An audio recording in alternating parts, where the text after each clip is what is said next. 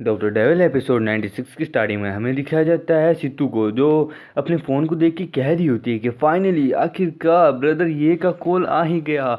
मैं कसम से इस दिन का बहुत बेसब्री से इंतज़ार कर रही थी। उसके बाद सितू कहती है कि आप बहुत ज़्यादा पत्थर दिल भाई है, क्या आपको एक बार भी अपनी इस बहन की याद नहीं है? खैर चलो फाइनली आपको कम से कम मेरी याद है, इसलिए आपने मुझे कॉल किया। उसके बाद गोल्डन कहता है कि मैं बिजी था यार, अब फाइनली मुझे टाइम मिला तो मैं तुमसे बात करना चाहता हूँ, प्लीज़ तुम्हें मेरी मदद करनी। उसके बाद सीतू कहती है कि क्या हुआ भाई, क्या हुआ, क्या आपको अभी पैसे की ज़रूरत है ना? सच बताना, क्यों मैंने सही गैस किया ना? उसके बाद गोल्डन कहता है कि तुम्हें कैसे पता कि मैं इस काम के लिए आया हूँ? उसके बाद सीतू कहती है कि वो क्या है कि आपकी प्रेमिका ने आपके लिए एक कंपनी बनाई है, इसलिए उसको बनाने के लिए और ज़्यादा पैसा तो चाहिए ही होगा ना।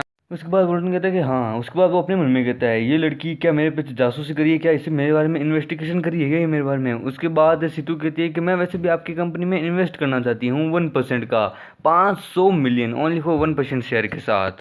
उसके बाद वोल्टन अपने मन में कहता है यकीन नहीं हो रहा है, क्या ये सच में ये लड़की पागल नहीं है ना, ये सितू वेंगी है ना? इसने 500 मिलियन यानी आधा बिलियन मेरे कंपनी में इन्वेस्ट करी है। ये लड़की सच में बहुत ज़्यादा क्रेजी है, सच में इस जैसी लड़की मैंने अपनी ज़िंदगी में नहीं देखी। उसके बाद वोल्टन कहता है कि नहीं भूल जाओ, मुझे 500 मिलियन नहीं चाहिए, रहने दो, क्योंकि मैं जानता हूँ तुम्हारा कुछ ना कुछ तो प्लान होगा, इसलिए नहीं, ये राशि काफ़ी नहीं है। फिर वो अपने मन में कहता है मुझे अपने कंपनी के भविष्य के लिए सोचना होगा, ये लड़की ज़रूर कुछ ना कुछ तो करना चाहती है, ये 1% शेयर के लिए 500 मिलियन देने के लिए तैयार है, कुछ तो गड़बड़ है। बस सीतू कहती क्यों आप आखिरकार ऐसे क्यों नहीं चाहते?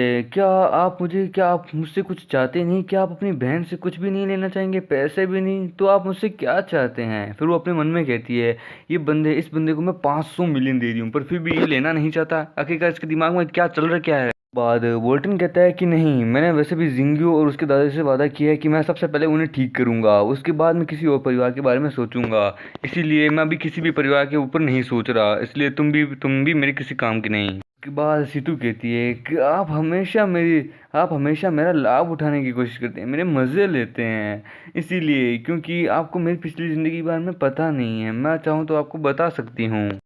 उसके बाद हमें ओयांग ग्रुप का सीन दिखाया जाता है जहाँ पे जिंग्यू उसके पूरे परिवार वाले बैठे होते हैं।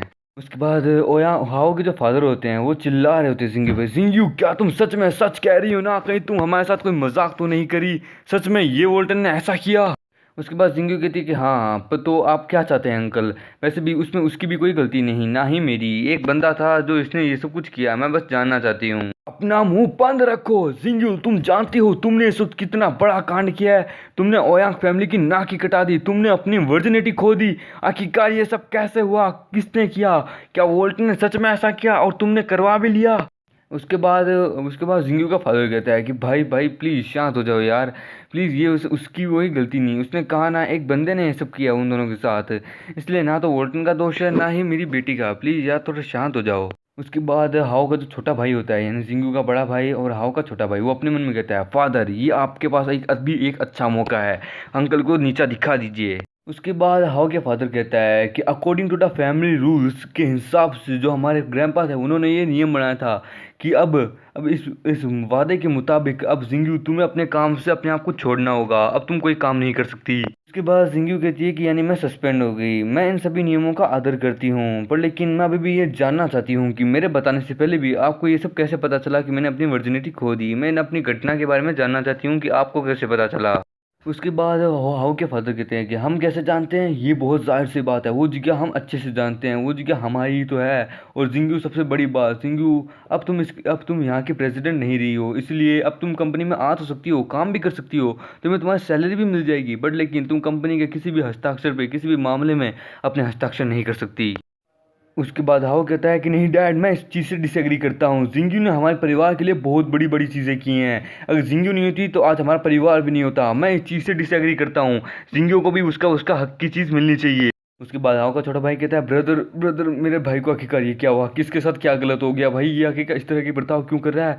उसके बाद हाओ का फादर भी कहता है इस बेवकूफ़ को क्या हो गया, आखिरकार ये इतनी अजीब सी बातें क्यों कर रहा है? उसके बाद हाउ का फादर अपने मन में कहता है ये कमीना ये हर वक्त केवल लड़कियों के साथ फ्लर्ट करता रहता है, उल्टी उल्टी चीज़ें करता रहता है, इसलिए मैं हमेशा सोचता हूँ कि ये मेरा बेटा है या नहीं, पर आज ये इस तरह क्या कर रहा है? उसके बाद वो कहता है हाओ ये नियम तुम्हारे दादाजी ने बनाए हैं, हम इन्हें बदल नहीं सकते। उसके बाद हाओ कहता है कि हाँ पर दादाजी तो अभी कोमा में हैं, इसीलिए अभी हमें उनके जागने का इंतज़ार करना होगा, फिर वही कोई फैसला लेंगे। उसके बाद जिंगू अपने मन में कहती है ये क्या, आज सूरज कहाँ से उगा है यार। ये बंदा हाओ ओयांग हमेशा मेरे खिलाफ रहता था, पर आज मेरे साथ है, मेरी मदद कर रहा है। इसका और मेरा रिलेशनशिप इतना ज़्यादा कुछ खास भी नहीं है, पर फिर भी ये मेरी मदद क्यों कर रहा है। उसके बाद हाओ का फादर कहता है कि कमीने निकल जाए यहाँ से, वैसे भी अभी तेरी भी यहाँ पे कोई जरूरत नहीं है, निकल जाए यहाँ से, तेरे को अभी ठंडे दिमाग की जरूरत है, जा यहाँ से। उसके बाद हमें जिंगू के फादर का ऑफिस का सीन दिखाया जाता है, जहाँ पे जिंगू के फादर जिंगू से कहता है आखिरकार यहाँ क्या चल रहा है। मुझे नहीं लगता कि वो लोग तुम पे यकीन करेंगे जिंगू, मैं जानता हूँ तुम उस प्रकार की लड़की नहीं हो जो अपना ध्यान नहीं रख पाए और अपने आप को इस तरह बेच दे, इसमें जरूर किसी ना किसी का तो कोई हाथ है। उसके बाद जिंगू कहती है कि मुझे फंसाया जा रहा है, ये एक ट्रैप है, इसलिए मैं नहीं जानती, लेकिन अभी मेरे पास कोई एविडेंस भी तो नहीं है। उसके बाद जिंगू के फादर कहते हैं कि और ये वोल्टन का क्या, क्या उसे कुछ नहीं कहना, वो क्या आदमी के रूप में, क्या उसे किसी चीज़ की परवाह नहीं है, लगता है मुझे खुद ही जाके उससे बात करनी होगी। उसके बाद जिंगू कहती है कि डैड वो तो खुद एक विक्टिम है, आप उसके पीछे नहीं जा सकते, इसमें आपका ही बहुत बड़ा लॉस है। उसके बाद जिंगू के फादर कहते हैं कि क्योंकि तुम्हें अभी निकाल दिया है कंपनी से, तो फिर अब हम क्या करें, वोल्टन ही तो था जिसके कारण ये सब कुछ हुआ है, मैं बस ये जानना चाहता हूँ कि आखिरकार ये सब हुआ किससे और किसने किया। उसके बाद जिंगू के फ़ोन पे वॉर्डन का फ़ोन आता है, पर जिंगू डिस्कनेक्ट कर देती है। उसके बाद जिंगू कहती है कि हमें कोई भी किसी प्रकार का कोई रिलेशनशिप नहीं चाहिए मुझे अभी। उसके बाद में हाउ और वोल्टन को दिखाया जाता है, हाउ उसे आज घर में जो कुछ भी हुआ उसे पूरी बात बता रहा होता है। उसके बाद वोल्टन कहता है कि तो एक महिला को अपनी वर्जिनिटी तोड़ने के कारण उसे उसके परिवार से निकाल दिया गया, निजी मामलों में भी भाग नहीं ले सकती। क्या बेकार नियम है यार, कितने बेकार नियम है तुम्हारे कंपनी, तुम्हारे इस फैमिली। हाँ वो कहता है कि मैं ऐसा कर सकता हूँ क्योंकि मैं अपने घर का सबसे बड़ा बेटा हूँ, हाँ मैं तुम्हारी मदद कर सकता हूँ, तुम चाहो तो मैं ओयांग जिंगू यानी अपनी बहन को फिर से उसकी पोजीशन वापस दिला सकता हूँ, पर लेकिन। उसके बाद वोल्डन कहता है कि क्या तुम मेरी मदद करोगे यंग ओयांग, आखिरकार तुम ये क्या कह रहे हो, क्या तुम जानते हो ना, तुम सोच समझ के कह रहे हो ना, आखिरकार तुम्हारा दिमाग क्या घर चढ़ने चला गया है, क्या तुम मेरी मदद करना चाहते हो। बाद हाओ कहता है कि हाँ मैं कर सकता हूँ, पर लेकिन मेरी एक शर्त है, तुम्हें मिस चैन को मुझे वापस देना होगा, हाँ और तुम्हारे कारण ही आज ओयांग जिंगू को, मेरी बहन को, अपनी ही कंपनी से निकाल दिया गया है, जबकि सारी मेहनत उसने की थी।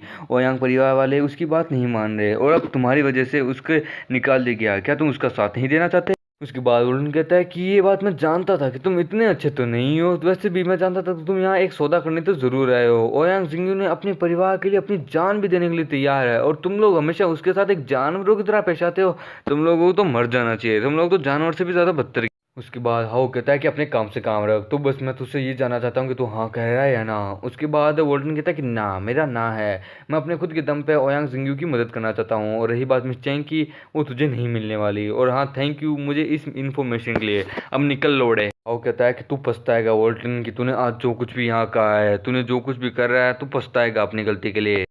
उसके बाद वो हाउ वहाँ से चला जाता है, वोल्टन अपना फ़ोन उठाता है और ओयांग जिंगू को कॉल लगाने लगता है। उसके बाद वोल्टन कहता है कि यार ये ओयांग जिंगू को आखिरकार हो क्या गया यार, मैं तो इसकी मदद करना चाहता हूँ, इसका साथ देना चाहता हूँ, पर लेकिन ये तो मेरा फ़ोन ही पिकअप नहीं कर रही, आखिरकार इस तरह मैं इससे कैसे बात करूंगा, आखिरकार मैं इससे अपना कांटेक्ट कैसे कर पाऊंगा, यार ये तो कोई जवाब ही नहीं दे रही। और इसी के साथ भी एपिसोड भी यहीं ख़त्म होता है।